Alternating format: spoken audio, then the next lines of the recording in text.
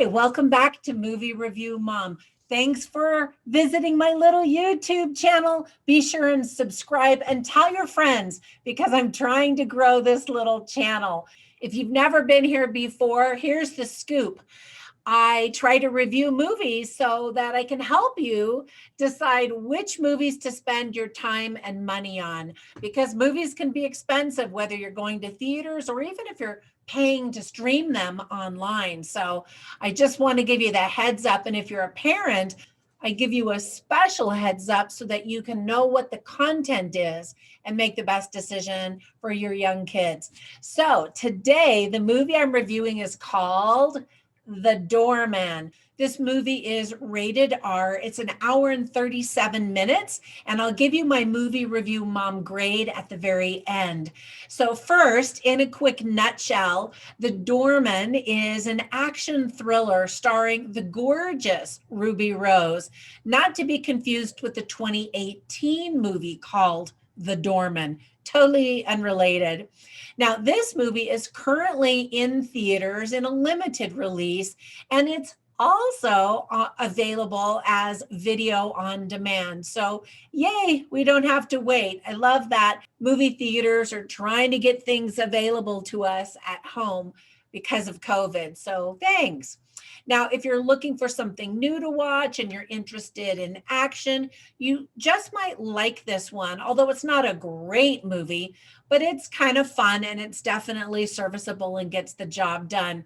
It's not necessarily anything we haven't seen before, but it'll kind of give you similar vibes that you get when you watch a Bruce Willis Die Hard movie peppered with female empowerment. Now, tips for parents. There's a little girl in the movie and she swears a couple of times, including dropping an F-bomb. So the dad hears her swear and he says, "How many times do I have to tell you? Words." And then she continues to swear. So there's that. There's also some profanity in Spanish. Now, I speak Spanish fluently. There aren't any subtitles, and you definitely don't need to speak Spanish to know what's being said. You can just sort of tell it's something that people are saying under their breath, and you just assume that it's probably bad, and you'll be right. There's a lot of shooting and fighting, as to be expected. There are blood splatters with kind of gruesome, violent deaths. Of course, there's violence. There's talk of death of a mother and talk of an affair. And then there are some subtitles when French is spoken, but not always. Now, some themes that are addressed in the movie are PTSD, because Ruby Rose plays a soldier, which is why I'm wearing a soldier jacket. And she's got a little PTSD going on, which is to be expected considering what she experienced. Other themes are family, single parenting, believing in yourself, caring for others, and courage. Now, the things that I really liked about the movie include Ruby Rose. I really like her. Long before I ever knew she existed, I actually created a video game character that looked surprisingly a lot like her.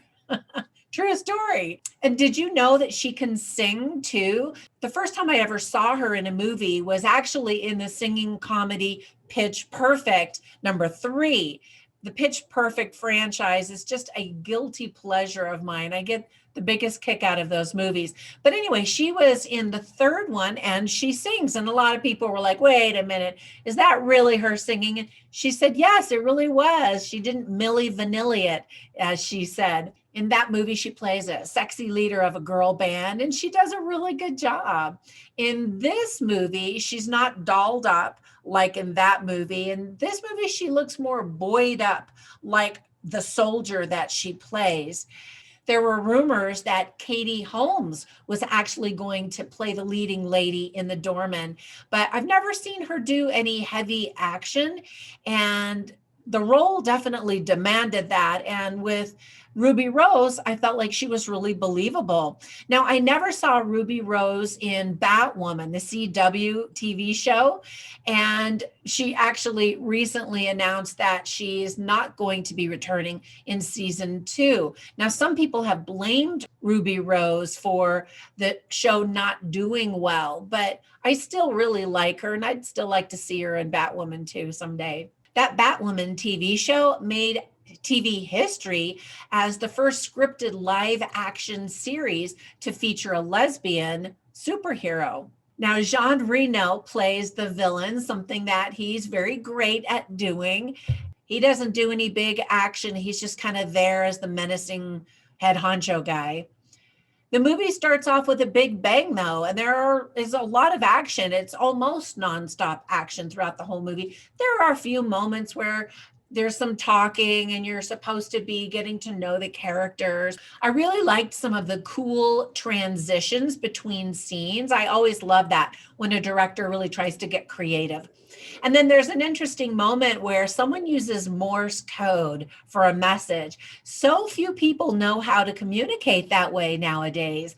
And I actually got my ham radio technician's license after they made the changes in what was required, which used to be you had to know Morse code.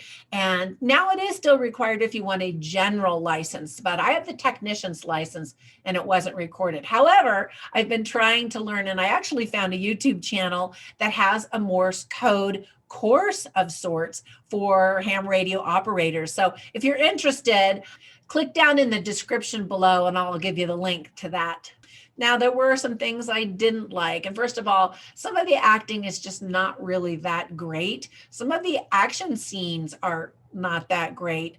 The dialogue needed a lot of work, and all of the characters are super cliched. The storyline is very predictable. So just relax, enjoy the ride. You know, it's a new movie. And so I'm grateful to have something new to watch. There's some snarky humor, and really you don't get to know the characters that much other than Ruby Rose's character. So it's just kind of an action movie with a little twist or two to keep things interesting. Anyway, I think that you'll enjoy it. If you do like this movie, another movie that I can recommend is The Old Guard. That's available on Netflix and features Charlize Theron, whom I love. And the movie review mom grade I'm giving this movie is a B. All right, that's it for my review. Be sure and subscribe. And thank you if you already have. I really appreciate it. Until the next time, bye for now.